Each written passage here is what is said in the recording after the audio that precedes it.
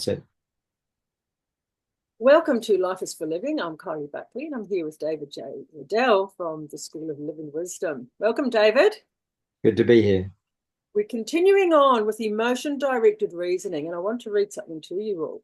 This loop is the ability of the mind to work in a vicarious circle, groaning on itself and producing self-fulfilling prophecies. They bring about the very thing they expect.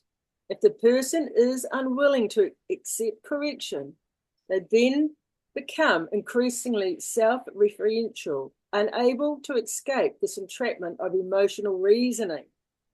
Listening to such a person, one is reminded of the full company who put their prices up, citing increased transportation costs as one of their reasonings. So let's have an example of this. I feel like I'm not coping, therefore I can't cope. Well, the bad news is also the good news. The bad news is that feelings do not reflect reality. They only reflect your thoughts about reality. Mm-hmm. If you're not totally living in reality, your feelings will tell you whatever the hell they please. Mm-hmm. And that's what happens when people struggle with abandonment issues, insecurity issues, um, uh, lost in space issues, angst issues, anxiety issues. They're following their feelings, but their feelings are just often the case. Feelings are just default attitudes and automatic emotions and moods that have been practiced and practiced and practiced through many years of dysfunctional childhood and dysfunctional teenage years. And after a while, your brain gives you that mood because that's the mood it's good at giving you. Mm-hmm. There's no reality in it, though, and that's where people start to morph off into delusion. And if they don't get caught in the process of heading off into delusion, they'll end up in psychosis. And then we say they've got issues. Well, the further they get from reality, the more issues they struggle with. Until we start saying to people, you better get real, you're in real trouble. And when we say get real, what we mean is tell yourself the truth. Stop just believing your feelings. When was the last time you heard a parent say to a child, you need to challenge your attitude? You need to look at your attitude and change it. They don't need to change their attitude because, as far as they're concerned, their attitude is authentic. And if it's authentic, then there can be nothing wrong with it. Mm-hmm. So we've got this terrible predicament now where nobody can tell you what you should be thinking or believing or even experiencing. You're free to make it all up as you go along. Do you know what that smells like to me? That smells like abandoning people to being lost in space. It's true. So, as a directive counselor, when I find people lost in psychosis, lost in daydreams, lost in fantasy, I call them out and I call them back and I tell them, you're walking into quicksand. You're walking out over a cliff in a fog. You better come back to reality quick, smart, because where your feelings are taking you is not going to be pleasant. Yeah, true. So, people say to me, Dave, you give them hell. I say, no, I tell them the truth, and they're so far away from it, they think it's hell. But when people tell me that truth hurts, I got to say, I'm the wrong person to say that to, Mm-hmm. because I've got to say, there's nothing more comforting on earth in this life than truth. If truth is true, it unerringly reflects the mind of Christ. It unerringly reflects the love of Father God for his children. That's truth.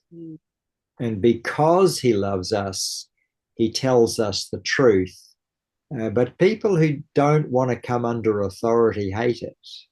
And Mm-hmm. I know even as a child, if I chose to submit and obey, and my brother wanted to rebel and do his own thing, he abused me and called me a goody two shoes and mocked me. And I realized looking back now, it's because I was trying to stay in reality and he didn't want a bar of it. And so you'll find that in children, that one child wants to do well, wants to conform, wants to submit, wants to get it right. And the other wants to listen to no other authority but themselves. And when they're allowed to do that by liberal, progressive, quote unquote, parents, then pretty soon they're not recognizing any restriction. They're going to make it up as they go along. And we know what happens to people who will not conform to reality, either in their business, their love life, their relationships, their sex lives. If they mock reality, reality will have the last laugh every time. It's true. If you do what's right, you get the right results. Well, I work with people who have got AIDS from sexual immorality. They've got children they don't want or don't know how to care for through mocking authority. They're broke or powerless or bankrupt because they would not stay in reality. They go from multiple relationships and serial partnerships because they don't want to learn about love. They want to do it their own way. It all comes back to emotion-based reasoning. I did it my way.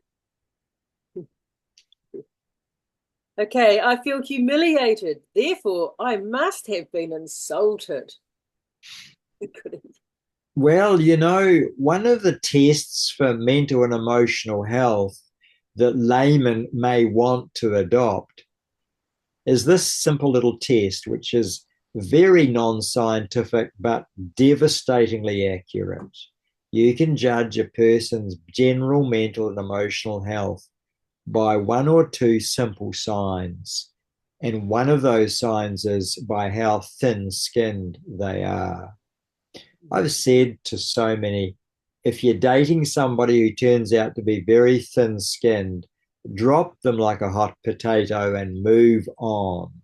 Mm-hmm. If you're working for being interviewed for a job by an insecure boss or a thin-skinned person, don't take that job.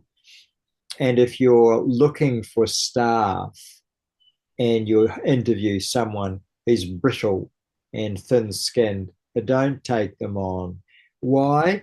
Because they put a spin on everything they hear said, and they put a spin on tone of voice and direct correction. They put a spin on anything and everything according to their own hidden agenda, and they're hard to relate to, hard to work with, and very untrustworthy.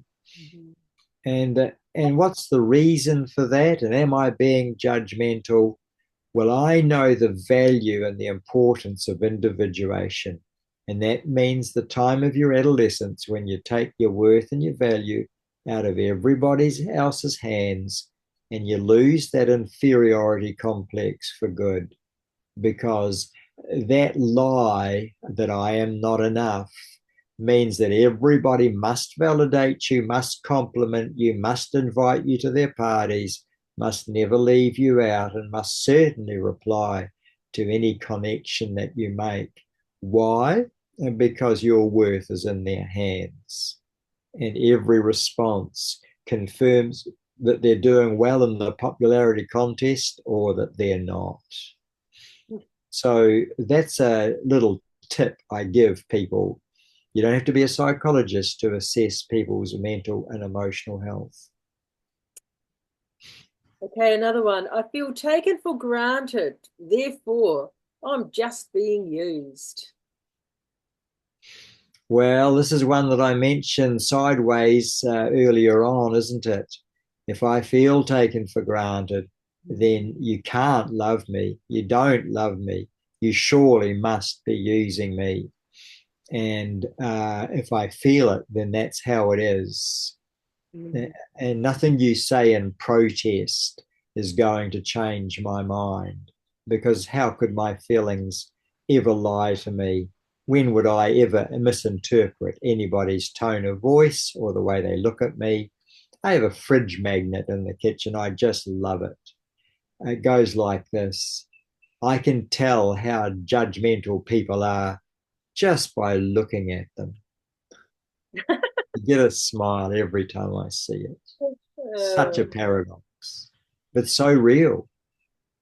yeah, yeah, and I think young women are big on that one. They need to get that one right.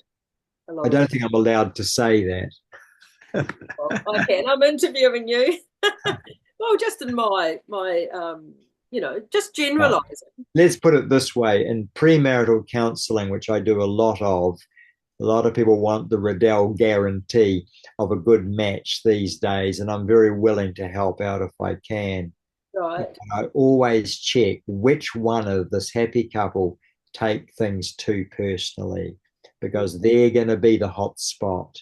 They're going to be the future blister in that relationship. You can guarantee it. Mm. I was just reading in my notes, and I'll have to get them out about the devil is in the lie. The lie is where the underworld lives.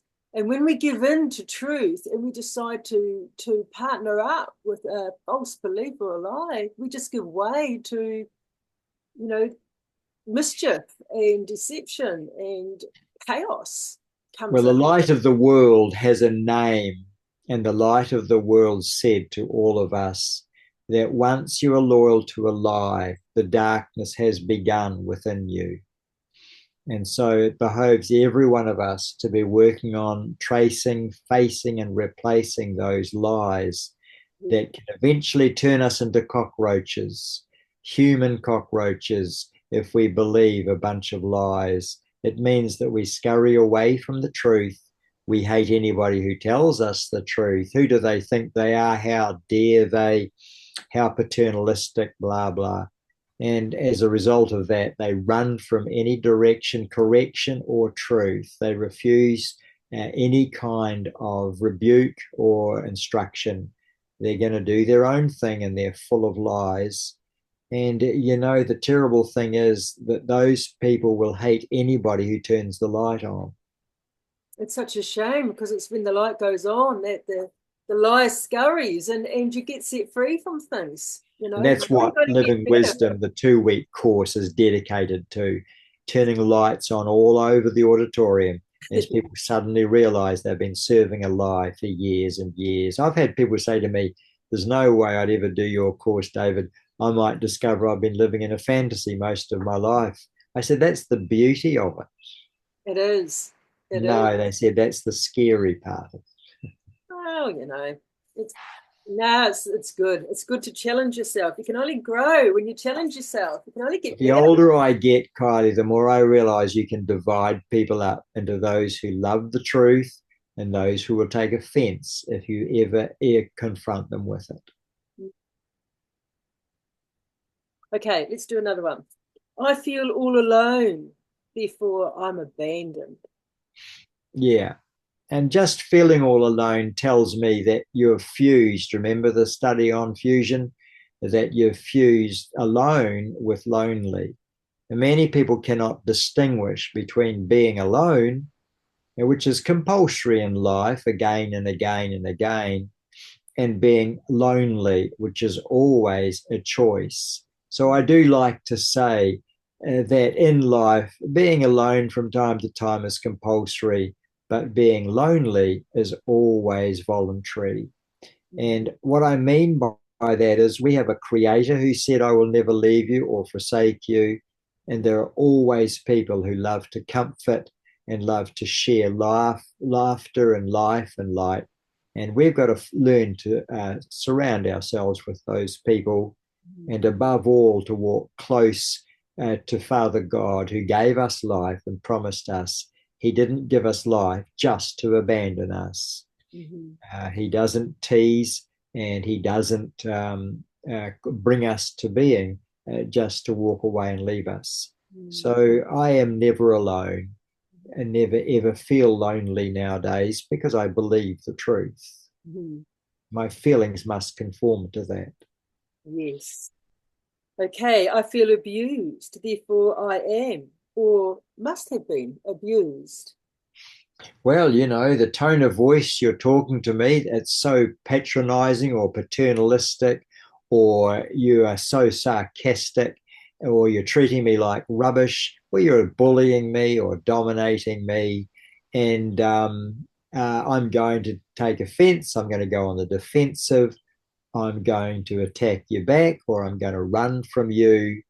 And don't try and tell me that you have respect for me because I feel differently in my heart. I feel like you're not listening. And I've had many people in the session over the years tell me that I wasn't listening. And I've said to them now, heard this, and I heard this, and I heard this, and I heard this. In fact, I haven't thought about anything else but you for the whole time you've been here. What do you mean I'm not listening? What haven't I heard? And they've been unable to point to anything that I didn't hear and hear deeply. And so that's part of the therapy because then they begin to realize that they're projecting onto me a previous person or male or a male authority figure that did not listen to them. And so feeling unheard has become an automatic emotion and they project it onto anybody that fits. Mm-hmm. Rejection. Okay, part I don't feel like I'm part of this group, therefore I shouldn't be here. Oh, that's such an isolator. Feeling odd man out can easily become a default mood, a well entrenched habit, especially if you were moved in schools, moving from school to school, especially if you couldn't find good friends in the class over time, especially if feeling left out or odd man out just becomes a habit. And then what happens is that automatic emotion follows you round for the rest of your life. And somebody only has to forget your name or stop talking to you or ignore you or fail to greet you in a sufficiently enthusiastic manner. And that's it. That old feeling comes straight back. And now you're isolated yet again.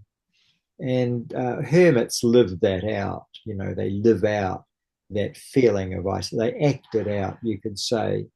And that's why it's very important that all children have a buddy in their class. All children have someone who's a safe place for them. All children have someone that they can call a friend. Mm-hmm. Yes, that is true. It's very I think important. teachers do some of their best work when they encourage those bondings to happen. Mm. But it's like anything. I mean, I was moved a lot as a child, but I didn't sort of develop that. But you do feel uncomfortable though when you join classes and new things. You go somewhere and you don't. That's uncomfortable, and that's universal. We all feel that way. I just tell myself now every group needs new blood. Yeah, yeah. And that's me. I'm here. And then I enjoy the honeymoon period. Yeah, everyone chats to you. Very good. I feel despair, therefore, it's really a hopeless situation. Mm. Well, disappointment is easily mistaken for despair, and children often are not taught the difference. And so when they're really feeling disappointed, their brain doesn't stop there, but carries them all the way to the bottom. And the bottom is despair. And it's very sad because they've never been taught to say to themselves, this is not despair, this is only disappointment. Mm-hmm. Life is full of disappointments, but we must not confuse that with the need to give up or to conclude that the future is just going to be more of the past. And what Mm-hmm. I'm doing right now is building truth into my client's mind so that they're protected from the tsunami of rejection or despair or abandonment or isolation that used to flood them when they were a child and couldn't hold their own. Mm-hmm. Right. I feel attacked, therefore I am the victim here. It's all about me. It's all about me, you know. Well, sometimes my wife and I play spot the victim because some people do set up a victim mindset, and no matter what happens, they're the hard done by person. Mhm. And maybe their ancestors have been hard done by and they've taken the offense up on their behalf. But some of the people I see complaining of being hard done by would look blessed out of their socks to an African or a person struggling to find another meal or to survive or to go to school.